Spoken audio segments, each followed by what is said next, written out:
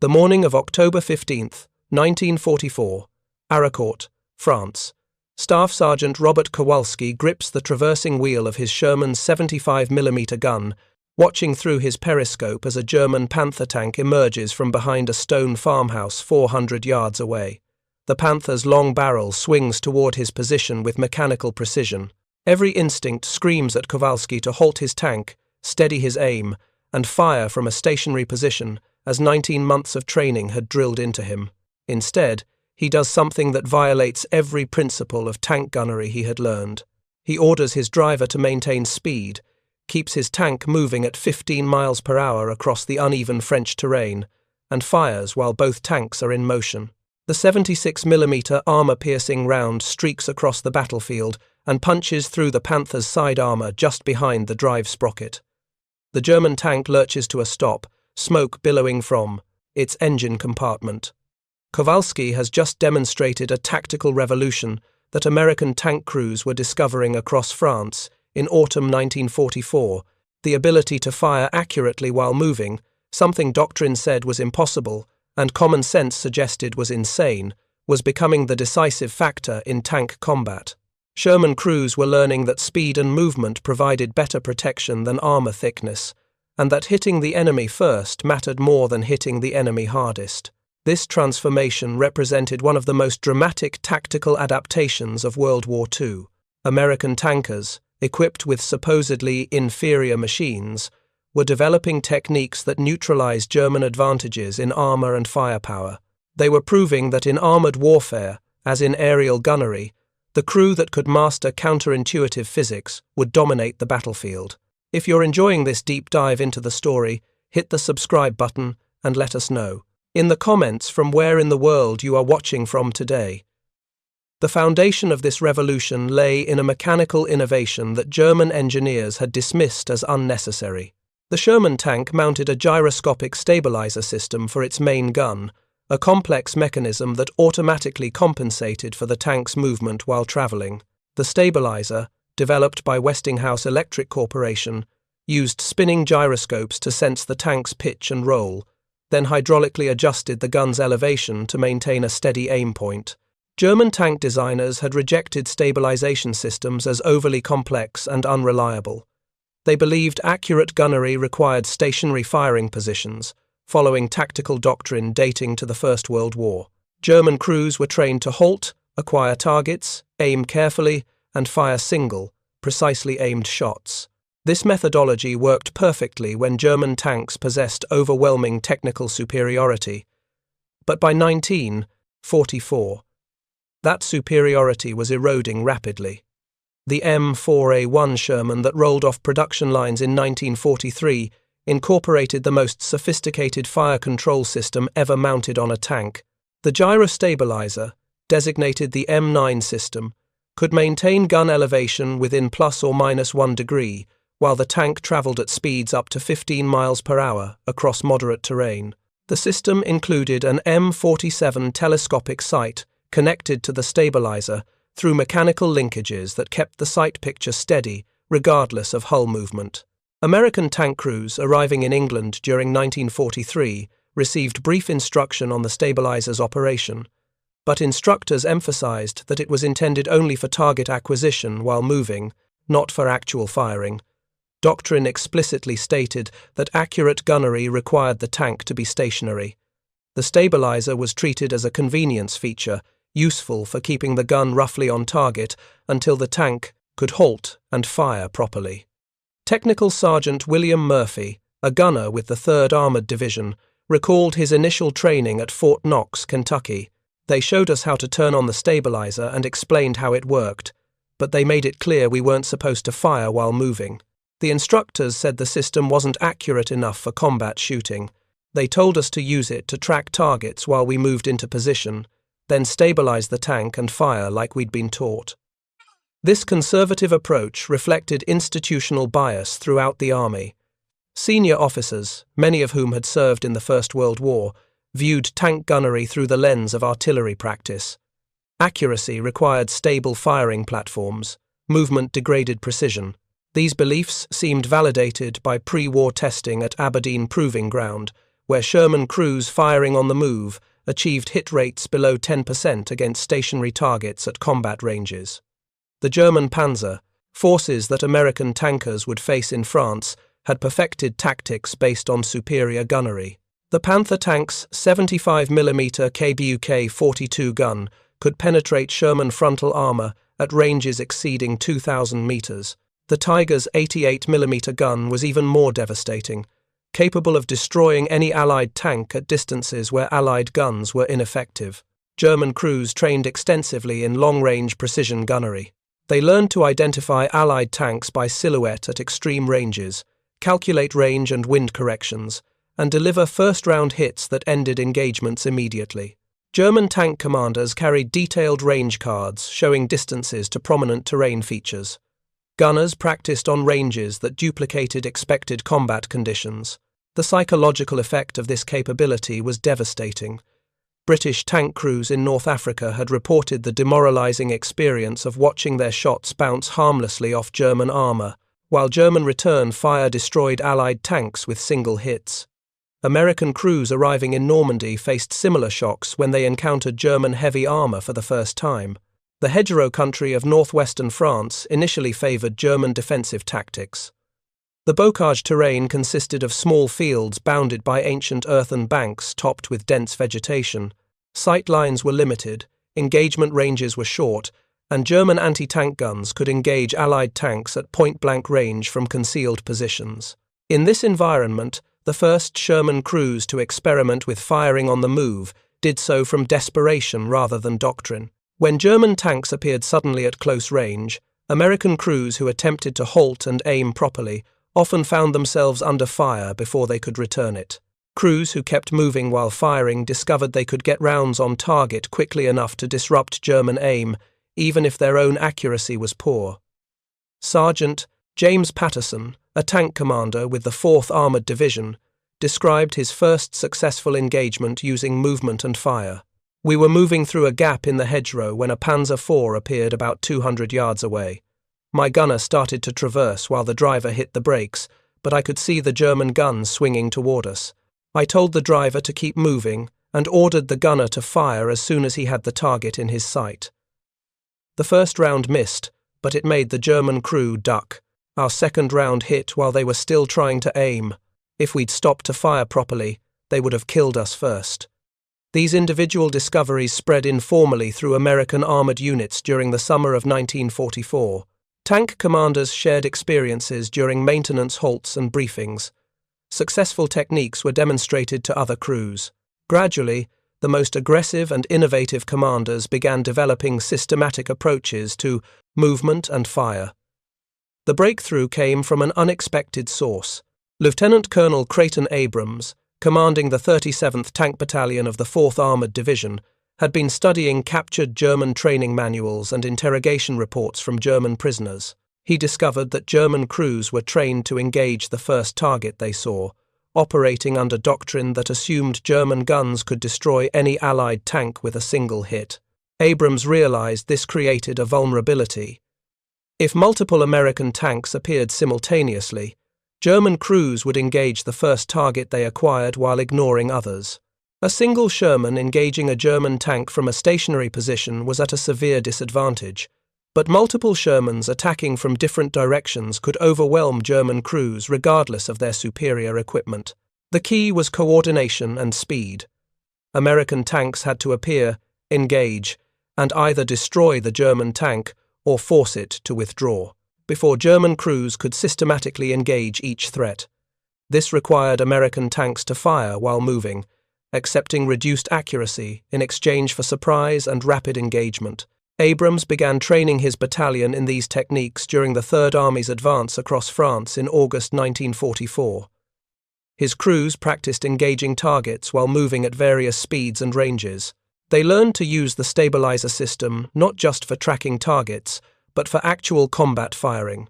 Most importantly, they learned to operate as teams where individual accuracy mattered less than collective effect.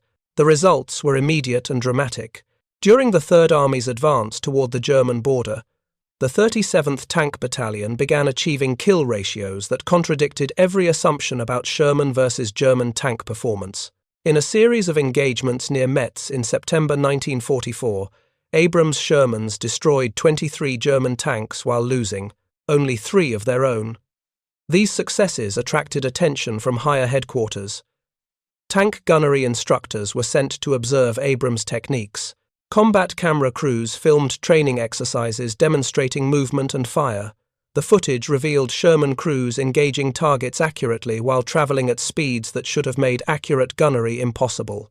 Technical analysis revealed why the stabilizer system was more effective than initial testing had suggested. The Aberdeen Proving Ground tests had used crews with minimal training on single tanks engaging stationary targets. Combat conditions involved multiple tanks engaging targets that were also moving or taking evasive action. The stabilizer's ability to maintain gun alignment while moving proved more valuable when targets were trying to avoid being hit. Moreover, the psychological effect of accurate fire while moving was devastating to German crews. German training emphasized careful aim and first-round kills. When German tanks came under accurate fire from multiple directions, while American tanks continued moving, German crews often became disoriented and ineffective. The superior German equipment became irrelevant when German crews could not use it effectively. Master Sergeant Anthony Benedetto, a gunner with the 6th Armored Division, explained the psychological dimension. The Germans were used to sitting still, taking careful aim, and destroying us with one shot. When we started moving and shooting, they didn't know how to react. They'd see us coming, try to get a perfect shot, and while they were aiming, we'd put 3 or 4 rounds into them. Their guns were better, but we were faster. The mechanical reliability of the stabilizer system proved crucial to these tactics. Unlike the complex mechanical systems on German tanks, which frequently broke down under combat conditions, the Sherman stabilizer was robust and easily maintained. Field maintenance crews could repair or adjust stabilizers using standard tools and readily available spare parts. By October 1944, movement and fire techniques were being taught systematically throughout American armored units. Training programs developed standard procedures for different tactical situations. Crews learned specific techniques for engaging different types of German armor while moving. Most importantly, they learned to think of tank combat as a team sport where coordination mattered more than individual marksmanship. The German response revealed the tactical revolution's magnitude. Captured German documents from late 1944 showed that German commanders were struggling to counter American movement tactics. Traditional German advantages in armor and firepower were being neutralized by American speed and aggression. Oberst Hans von Luck, commanding a Panzer Grenadier regiment, described the challenge in his post-war memoirs. The American Sherman crews had learned to use their tanks' mobility as armor. They appeared suddenly, fired while moving, and disappeared before our crews could respond effectively. Our superior guns became useless when we could not aim them properly. The transformation was about to be tested on the largest scale yet. As autumn turned to winter in 1944, American armored divisions prepared for operations that would prove whether movement and fire techniques could succeed against Germany's most experienced crews, commanding their most advanced equipment. The Battle of Arracourt would provide that test, and the results would revolutionize tank warfare forever. The principles being discovered by American tank crews in France would influence armored warfare far beyond World War II. Modern tank fire control systems, from the M1 Abrams to the Israeli Merkava, incorporate stabilization as standard equipment. The ability to fire accurately while moving remains a fundamental requirement for main battle tanks. Video games that simulate tank combat teach players the same lessons Sherman crews learned in 1944. Movement provides protection, and hitting first matters more than hitting hardest. But in October 1944, these lessons were still being written in the burning wreckage of German tanks across the French countryside. American crews who had been told they needed to outnumber German tanks 5-1 to achieve victory were discovering they could win through superior tactics, better training, and the courage to do what conventional wisdom said was impossible. The revolution in tank gunnery was complete. Sherman crews had learned to aim at empty space while their tanks bounced across broken terrain, trusting physics and technology to deliver their rounds on target. They had discovered that movement was armor, that speed was life, and that the tank that fired first usually won, regardless of whose gun was bigger. The morning mist clung to the rolling hills around Arracourt as combat. Command A of the 4th Armored Division prepared for what would become the definitive test of American movement tactics. September 19, 1944, marked the beginning of the largest tank battle fought by American forces in the European theatre, and it would prove conclusively whether Sherman crews could defeat German armor through speed and aggression rather than superior firepower. German forces assembling for the counterattack represented the cream of what remained of Hitler's armored reserves.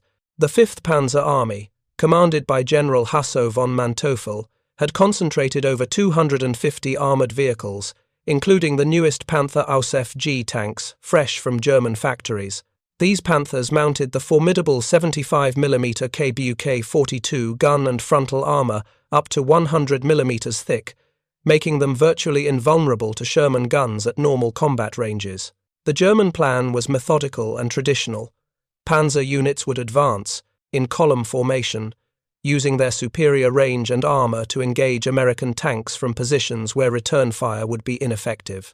German commanders expected to destroy American forces through systematic long-range gunnery, the same tactics that had proven successful against British armor in North Africa and Soviet tanks on the Eastern Front. What the Germans did not anticipate was that American tactics had evolved beyond recognition from earlier encounters. Colonel Bruce Clark, commanding Combat Command A, had spent weeks preparing his forces for exactly this type of engagement. His tank crews had practiced movement and fire techniques until they could execute them instinctively under combat stress. Staff Sergeant Robert Kowalski's crew exemplified this transformation. His Sherman, nicknamed Fury's Revenge, carried the newer 76mm gun that gave marginally better penetration than the original 75mm weapon. More importantly, Kowalski and his gunner, Corporal Michael Romano, had spent countless hours mastering the stabilizer system and developing an intuitive understanding of how to hit moving targets while their own tank was in motion. The engagement began at 0800 hours, when German reconnaissance elements probed American positions east of Arracourt. Through the morning fog, American tank commanders could see the distinctive silhouettes of Panther tanks emerging from tree lines approximately 800 meters away. Traditional doctrine called for American tanks to find hull-down positions, wait for the Germans to close range, and attempt to hit the Panther's weaker side armor. Instead, Clark ordered his tank companies to execute what he called swarm attacks. Multiple Sherman platoons would advance simultaneously from different directions, forcing German crews to divide their attention among multiple threats, while American tanks closed to ranges where their guns became effective. Kowalski's platoon received orders to advance directly toward the German positions while maintaining 15 miles per hour speed. As his Sherman crested a low ridge, Romano acquired the lead Panther in his telescopic sight. The German tank was stationary, its crew carefully tracking American movement and preparing to fire. The range was 600 meters, long for a Sherman gun but well within the Panther's killing zone. Romano activated the stabilizer and centered his sight picture on the Panther's hull.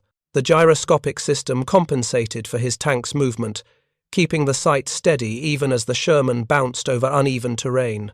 Through his periscope, Romano could see the Panther's gun tube swinging toward his position. The German crew was following standard procedure, taking time to ensure a first-round kill. Kowalski made the critical decision. "Fire when ready. Keep us moving." Romano squeezed the trigger while their Sherman was still in motion. The 76mm armor-piercing round left the muzzle at 2,700 feet per second, crossing the battlefield in less than a second. The stabilizer had maintained sufficient accuracy that the round struck the Panther's glacis plate just left of center, creating a shower of sparks, but failing to penetrate the thick frontal armor. The near miss had exactly the effect American crews had learned to expect. The German crew, surprised by accurate fire from a moving target, ducked instinctively. Their carefully aimed shot went wide, passing harmlessly to the right of Kowalski's Sherman. Before the German gunner could reload and re-aim, Romano had fired again. This second round struck the Panther's gun mantlet, jamming the traversing mechanism and effectively disabling the tank's offensive capability. Simultaneously, two other Shermans from Kowalski's platoon were engaging the same target from different angles. While the German crew struggled with their damaged gun, Staff Sergeant William Chen's Sherman flanked around a stone farmhouse and hit the Panther's side armor at 300 meters range. The 76mm round penetrated easily, setting off ammunition inside the tank. The Panther exploded in a fireball that sent its turret spinning through the air. This engagement, lasting less than 3 minutes, demonstrated every principle of the American tactical revolution. Multiple tanks attacking simultaneously had overwhelmed a technically superior opponent. Movement and fire had allowed American crews to engage effectively, while denying German crews the time they needed for precision gunnery. Speed and aggression had triumphed over armor and firepower. Similar scenes repeated across the battlefield as Combat Command A's tank companies executed Clark's plan. German Panthers, caught off guard by the intensity and coordination of American attacks, found themselves under fire from multiple directions simultaneously. The methodical German approach to tank warfare became a liability when facing opponents who moved and fired with equal skill. Technical Sergeant James Morrison, commanding a Sherman in B Company, described the psychological effect on German crews. You could see them getting confused. They'd start to engage one of our tanks, then another Sherman would appear from a different direction. While they were trying to decide which target to shoot at, we'd hit them 2 or 3 times. Their tanks were better, but they couldn't use them effectively when we kept them under constant pressure. The key to American success lay in the months of training that had preceded this battle. Sherman crews had learned to operate their stabilizer systems instinctively. They understood how to compensate for target movement while their own tanks were in motion. Most importantly, they had developed the confidence to engage enemy tanks under conditions that would have seemed impossible months earlier. Corporal Michael Romano explained the mental transformation required. At first, everything in your training tells you to stop, aim carefully, and fire. But we learned that by the time you stop and aim, the German has already killed you. The stabilizer lets you hit them while you're moving, and if you keep moving, they can't hit you back. It goes against every instinct, but physics makes it work. The mechanical sophistication of the Sherman's fire control system proved crucial to these tactics. The M9 stabilizer maintained gun elevation within plus or minus 1 degree, while the tank traveled at moderate speeds. The M47 telescopic sight, mechanically linked to the stabilizer, provided a steady sight picture regardless of hull movement. These systems, dismissed by German engineers as unnecessary complexity, gave American crews a decisive advantage in mobile engagements. German responses revealed their tactical inflexibility. Captured documents from the battle showed German commanders ordering their crews to maintain stationary positions and engage American tanks at maximum range. When this proved ineffective against moving targets, German commanders had no alternative tactics to employ. Their training and doctrine assumed that superior equipment would always prevail against inferior opponents. The second day of battle brought German attempts to counter American movement tactics. Panzer crews tried to anticipate American approach routes and position themselves for ambush attacks. Some success was achieved when German tanks could achieve complete surprise, but American crews learned to avoid predictable routes and vary their approach patterns. Lieutenant Colonel Creighton Abrams, observing the battle from his command post, noted the adaptation occurring in real time.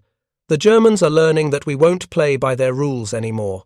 They're trying to adapt, but their equipment and training were designed for a different type of warfare. Our crews are fighting the war they trained for. The Germans are trying to fight the war they expected. If you find this story engaging, please take a moment to subscribe and enable notifications. It helps us continue producing in-depth content like this. The technological differences between American and German approaches became most apparent in equipment reliability under combat conditions. Sherman stabilizer systems continued functioning despite the vibration and shock of combat. Field maintenance crews could repair damaged stabilizers using standard tools and readily available spare parts. The simple, robust design of American systems contrasted sharply with the complex, temperamental mechanical systems installed on German tanks. Master Sergeant Donald Peterson, a maintenance supervisor with the 4th Armored Division, kept detailed records of equipment performance during the battle. We had Shermans come back with bullet holes in the turret, damaged road wheels, even cracked armor plates, but the stabilizers kept working.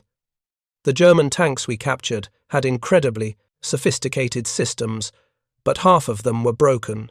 Their crews were fighting with equipment that didn't work properly. The human dimension of this technological revolution was profound. American tank crews, average age 22, were mastering complex mechanical systems under combat stress, while simultaneously developing tactics that contradicted their formal training. They were demonstrating the adaptability that would become characteristic of American military forces throughout the remainder of the war. Private First Class Anthony Ricci, a bow gunner in Kowalski's crew, captured the psychological transformation in a letter home. We used to be scared of German tanks because everyone said they were better than ours. Now we know better. Our tank is plenty good enough if you know how to use it. The Germans may have better armor and bigger guns, but we're faster and smarter. When we see a German tank now, we don't think about running. We think about killing it. The 3rd day of battle brought the largest German assault yet attempted. Over 100 Panthers and Panzer IVs attacked American positions in coordinated waves, attempting to overwhelm defensive positions through sheer numbers. The attack failed catastrophically as American tank companies executed defensive tactics based on movement and concentration of fire. Staff Sergeant Chen's company demonstrated these defensive principles perfectly. As German tanks advanced across open ground, Chen's Shermans moved laterally behind low ridges, appearing suddenly to engage German flanks before disappearing again. German crews, expecting to face stationary defenders, found themselves under fire from unexpected directions, while American tanks remained too mobile to engage effectively. The engagement that became legendary among 4th Armored Division veterans occurred when 5 Panthers attempted to overwhelm a single American platoon position. Technical Sergeant Morrison's 4 Shermans were positioned behind a stone wall when German reconnaissance spotted them. The Panthers advanced in line formation, confident their superior armor would allow them to destroy the American position through systematic gunnery. Morrison ordered his platoon to execute what became known as the reverse slope maneuver. His Shermans withdrew behind the ridge while maintaining visual contact through periscopes. As the Panthers crested the ridge, expecting to find retreating Americans, they instead encountered Morrison's platoon, advancing at maximum speed from an unexpected direction. The German crews, caught completely off guard, found themselves under fire from multiple directions, while American tanks closed to point-blank range. The engagement lasted 4 minutes. All 5 Panthers were destroyed without loss to Morrison's platoon. The German crews, following doctrine that emphasized careful aim and first-round kills, were overwhelmed by the speed and aggression of American tactics. Superior equipment became irrelevant when it could not be employed effectively. These tactical successes occurred despite American tanks suffering from significant mechanical disadvantages. The Sherman's armor was thinner than German tanks, its gun was less powerful, and its profile was higher, making it easier to spot. But American crews had learned to use mobility as armor, speed as protection, and aggressive tactics as force multipliers. The psychological impact on German forces was severe and measurable. Prisoner interrogations revealed that German tank crews were losing confidence in their equipment and tactics. Obergefreiter Hans Müller, captured after his Panther was destroyed by Sherman fire while moving, told interrogators, "The American tanks move like cavalry. They appear everywhere at once. Our guns cannot hit targets that move so quickly." German commanders attempted to counter American tactics by modifying their own procedures. Some panzer units experimented with movement and fire techniques, but German crews lacked the training and equipment to execute these tactics effectively. The Panther's gun stabilization system was rudimentary compared to the Sherman's, and German crews had not developed the muscle memory needed for accurate shooting while moving. The Battle of Arracourt ended on September 30th, 1944, with complete American victory. German forces had lost 162 tanks destroyed or abandoned out of 252 committed to the offensive. American losses totaled 25, Sherman's destroyed and 43 damaged but repairable. The kill ratio exceeded 6-1 in favor of supposedly inferior American equipment. More significantly, the battle proved that American tactical innovations could succeed against Germany's most experienced crews, commanding their most advanced equipment. The myth of German invincibility in armored warfare was shattered permanently. American tank crews, who had been told they needed numerical superiority to engage German armor, had achieved victory through superior tactics and training. The aftermath revealed the full extent of German technological and tactical obsolescence. American recovery crews found dozens of abandoned German tanks showing no combat damage. Panthers had been abandoned when they ran out of fuel, suffered mechanical breakdowns, or became stuck in mud. German recovery capabilities had collapsed under the pressure of sustained combat operations. Lieutenant Colonel William Duncan, commanding the 4th Armored Division's Maintenance Battalion, supervised recovery operations. We found Panthers that had been abandoned with full ammunition loads and minimal mechanical problems. Their crews had simply run out of fuel or gotten stuck. Meanwhile, we had Shermans that had been hit multiple times, still fighting because our maintenance could keep them running and our logistics could keep them supplied. The lessons of Arracourt spread rapidly throughout American armored forces. Tank gunnery schools revised their curricula to emphasize movement and fire techniques. Training films demonstrated proper use of stabilizer systems. Most importantly, commanders learned to think of tank warfare as a team sport where coordination and aggression could overcome individual technical disadvantages. General George Patton understood the strategic implications immediately. In his diary entry for October 2nd, 1944, he wrote, "The affair at Arracourt proves that American armor properly handled is superior to German armor in every respect that matters for winning wars. While German tanks may possess technical advantages, our tanks are more reliable, our crews are better trained, our tactics are more flexible, and our logistics are incomparably superior." The transformation of American tank warfare was complete, but its ultimate test would come during Germany's final desperate offensive in December 1944. The Battle of the Bulge would prove whether techniques developed during the autumn fighting could succeed under the worst possible conditions against Germany's last reserves. December 16th, 1944. The Ardennes Forest, Belgium. At 05:30 hours, the largest German offensive since 1940 began with a thunderous artillery barrage that shook the snow-laden trees for miles. 3 German armies, spearheaded by the newest King Tiger tanks and supported by over 1,000 artillery pieces, smashed into thinly held American positions along an 80-mile front. Hitler's desperate gamble to split Allied armies and capture the vital port of Antwerp was about to provide the ultimate test of everything American tank crews had learned about movement and fire. The German force attacking through the Ardennes represented the last mobile reserves of the Third Reich. SS Panzer divisions, equipped with King Tiger tanks mounting the devastating 88mm KBK-43 gun, capable of destroying any Allied tank at ranges exceeding 3,000 meters. These were not the hastily trained crews that American forces had been encountering in recent months, but veteran tankers who had survived years of combat on the Eastern Front. German planning assumed that winter weather would ground Allied aircraft, that surprise would paralyze American command structures, and that superior German armor would overwhelm scattered American units before reinforcements could arrive. Most critically, German commanders believed American tank crews would revert to defensive tactics when faced with overwhelming odds, allowing German armor to achieve the breakthrough that might yet change the war's outcome.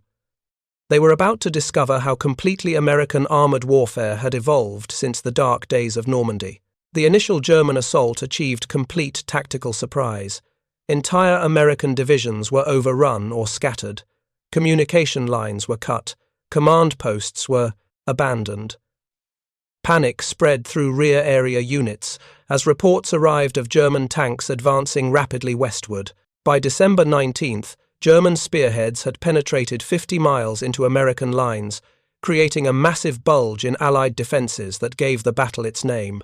But American response demonstrated organizational flexibility that German planning had fatally underestimated.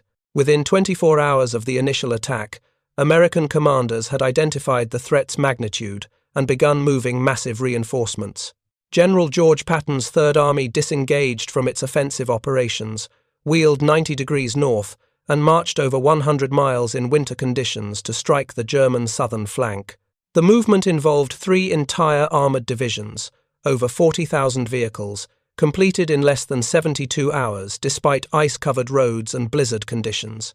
The 4th Armored Division, veterans of Arracourt, led this counterattack with Sherman, crews who had spent months perfecting movement and fire techniques. They were about to prove these tactics could succeed under conditions far worse than anything they had previously faced. Staff Sergeant Robert Kowalski's crew, now veterans of over 30 engagements, found themselves advancing through knee-deep snow toward the surrounded town of Bastogne on December 22nd. Their Sherman, Fury's Revenge, had been modified with additional armor plates, welded to critical areas, and equipped with extended-range fuel tanks for sustained operations.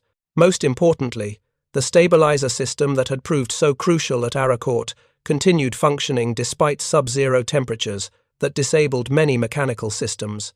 The German defenders they faced represented the cream of Hitler's armored forces.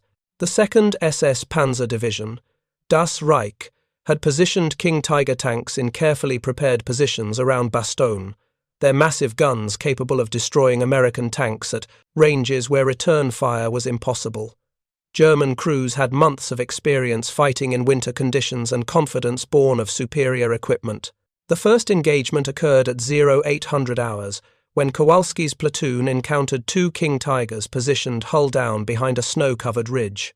The German tanks, nearly 70 tons each and virtually impervious to Sherman guns from the front, commanded a valley that American forces needed to cross to reach Bastogne. Traditional tactics would have required extensive artillery preparation and flanking movements that might take hours to organize. Instead, Lieutenant James Morrison, now commanding the platoon, ordered an immediate attack using tactics developed during months of combat. 4 Shermans would advance simultaneously from different directions, using movement and terrain to close ranges where their guns could achieve side shots on the German monsters. The key was speed, coordination, and the courage to charge, directly toward tanks that outgunned them completely. Kowalski's Sherman led the assault, advancing at maximum speed across the snow-covered field, while his gunner, now Sergeant Michael Romano, tracked the nearest King Tiger through his stabilized sight. The German crew, confident in their invulnerability, waited patiently as the American tank approached, preparing to destroy it with a single, carefully aimed shot at their leisure. Romano fired while his Sherman was still 800 meters away and moving at 15 miles per hour across treacherous terrain. The 76mm round struck the King Tiger's massive frontal armor and ricocheted harmlessly into the sky, creating a shower of sparks but no damage. The German crew, surprised by accurate fire from such range and under such conditions, responded by firing immediately, rather than waiting for the American tank to close further. The 88mm round missed by less than 10 feet, close enough that the concussion rocked Kowalski's Sherman and cracked his periscope. But the German crew's surprise shot had been hurried, and they now needed precious seconds to reload their massive gun. During those seconds, Romano fired again, this time striking the King Tiger's gun mantlet and jamming the traversing mechanism. Simultaneously, the other 3 Shermans in Morrison's platoon were executing their own approaches. Staff Sergeant Chen's tank flanked wide to the left, using a stone wall for concealment until he could achieve a side shot. Technical Sergeant Anderson's Sherman advanced directly up the center, drawing German attention while the flanking movements developed. Corporal Jackson's tank moved right, seeking position behind the German tanks. The coordination required was extraordinary. 4 separate tank crews, advancing across difficult terrain under fire from superior opponents, had to time their movements perfectly to overwhelm German defenses before superior German firepower could destroy them individually. The training and experience gained during months of combat had prepared them for exactly this type of challenge. Chen achieved position first, his Sherman appearing suddenly from behind the stone wall at 300 meters range. His 76mm gun fired armor-piercing rounds into the King Tiger's side armor, penetrating the thinner plates and setting off ammunition inside the massive tank. The resulting explosion sent the King Tiger's turret spinning through the air, a sight that had become grimly familiar to American tank crews. The second King Tiger, desperately trying to engage multiple threats simultaneously, found itself under fire from 3 directions.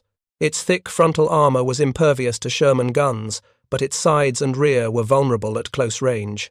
Anderson's direct approach had drawn the German gun toward him, allowing Jackson to achieve a perfect rear shot that penetrated the engine compartment and immobilized the Treem, 70-ton monster. The engagement lasted 6 minutes from first shot to final destruction. 2 of Germany's most formidable tanks had been eliminated by 4 supposedly inferior Shermans, using tactics that maximized American advantages in mobility and coordination while minimizing German advantages in armor and in firepower. The psychological effect was devastating to German morale and confidence. Obergefreiter Klaus Weber, commander of the first King Tiger, survived the destruction of his tank and was captured by American forces. His interrogation, preserved in Third Army intelligence files, revealed the impact of American tactical evolution. "The American tanks fought like wolves attacking a bear," he told interrogators. "Individually we were superior, but they moved too quickly and coordinated too well. Our advantage in armor and guns meant nothing when we could not use them effectively." Similar engagements occurred throughout the Bulge as American armored divisions counterattacked German positions. Sherman crews who had learned to fight while moving discovered they could succeed against any German tank, regardless of its technical specifications, through superior tactics and teamwork. The myth of German armored invincibility, already damaged at Arracourt, was completely shattered during the winter fighting. The mechanical reliability of American systems proved crucial during sustained winter operations.